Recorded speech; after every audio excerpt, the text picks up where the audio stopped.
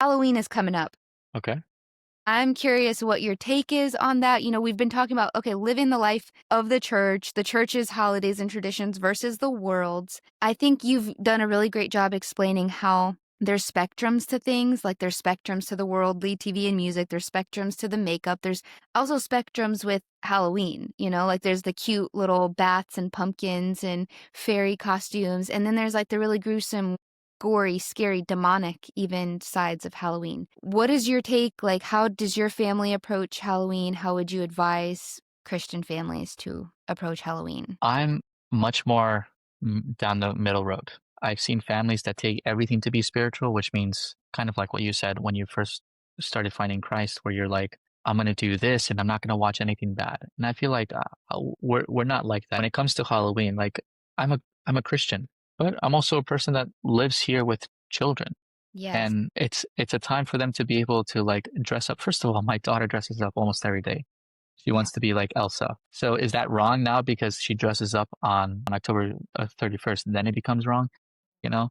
So I think that there's likewise a spectrum when it comes to Halloween. Like you're not believing these things in terms of like you're not trying to commune with the dead. You're not trying to dress up in very horrific and bloody images. You're not trying to dress up in a way that is immodest or trying to stumble yourself or other people. Last year, I dressed up my children, however they wanted to dress up. I can't remember what they chose. We went around, we got some candy, we came back home, we ate some candy, and then that's it. Like instead Yeah. of instead of wasting so much energy on this, just do a couple of things and then move on.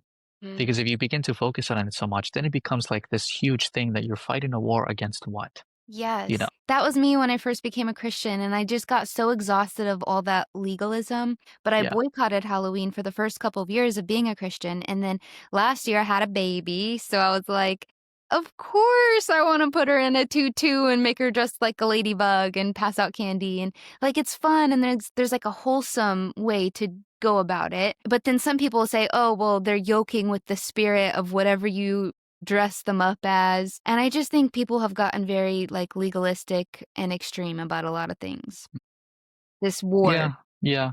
I can understand and empathize with what they're saying. Like, we should be careful with how we dress up and what we do and all these things. However, I think you will exhaust yourself so much more trying to fight a battle that is only in your mind. We wrestle not against flesh and blood, but against the spirit and powers of darkness. That is true. This is not one of them. I would rather you focus on the movies and the TV shows that you're watching, the music that you're consuming. That will have a much more drastic effect than the little costume that your child is wearing.